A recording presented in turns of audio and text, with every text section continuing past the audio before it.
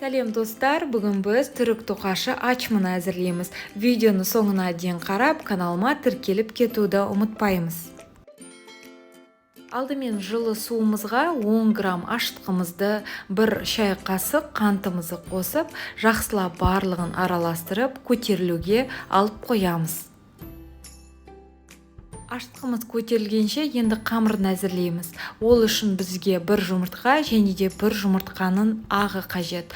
Оған қантымызды қосып, венчиктің көмегімен жақсылап араластырамыз. Ал жұмыртқаның сарысын алып қоямыз. Ол біздің тоқаштарымыздың бетіне жағуға қажет болып қалады. Енді оған иісі жоқ сұйық майымызды қосып, тағы да біркелкі етіп, өстіп бір бағытта араластырамыз. Барлығын араластырып болғаннан кейін ыстықтау сүтімізді қосамыз. Мен сүтті шамалы ыстықтау қылып жасаймын, өйткені мен жұмыртқаларды тоңазытқыштан алған соң ол сүтімізді тез суытып жібереді. Мінекей біздің ашытқымыз көтерілді. Енді ашытқымызды салып, барлығын жақсылап араластырамыз. Барлығын араластырып болған соң, енді ұнымызды қосып бастаймыз. Қыздар, менде шамамен 550 және де 600 грамм аралығындағы ұн кетті. Ұнның барлығын қосып жібермейміз. Көз мөлшерінде бірінші 500 граммын қосамыз. Осылай силиконды қасықтың көмегімен бір бағытта араластырамыз. Өйткені әр жерде ұнның құрамы әртүрлі. Сол себепті ұнның барлығын бірден салып жіберсеңіз, сіздің тоқаштарыңыз қатты болып кетуі мүмкін. Енді мінекей мен қалған ұнымның 50 граммын салдым. Менде бұл қамырға 600 грамм ұн кетті. Енді қолмен жақсылап жұмсақ қамырды жасайтын боламын. Және де сұйық майдың барлығын қоспай, 1 шай қасық сұйық майымызды алып қоямыз.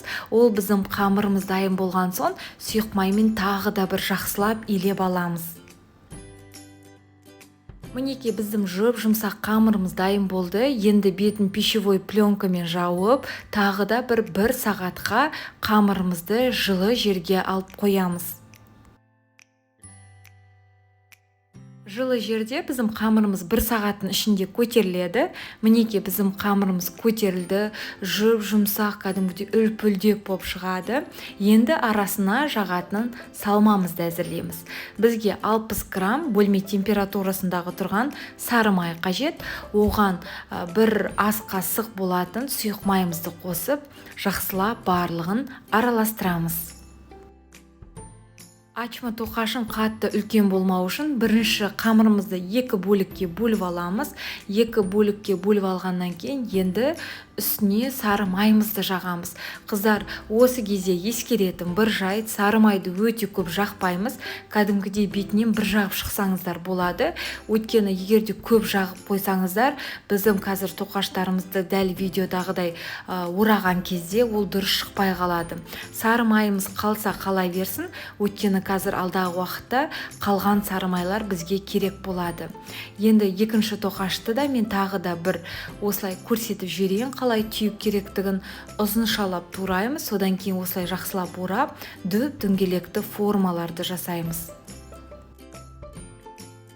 Барлық формаларды жасап болған соң, енді бетін жауып көтерілуге 15 минут қалып қоямыз. Пешімізді осы кезден бастап қыздырып бастаймыз.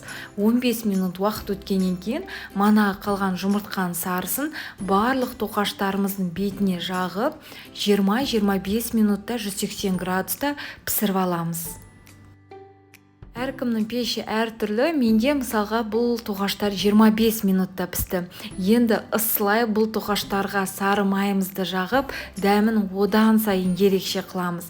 Мінекей достар, тоқаштарымыз дайын болды. Жасап көріңіздер, бізде бұл тоқаштар енді ең сүйікті тоқаштарымыздың біріне айналды. Сіздермен бірге болған Гаухар, ас болсын.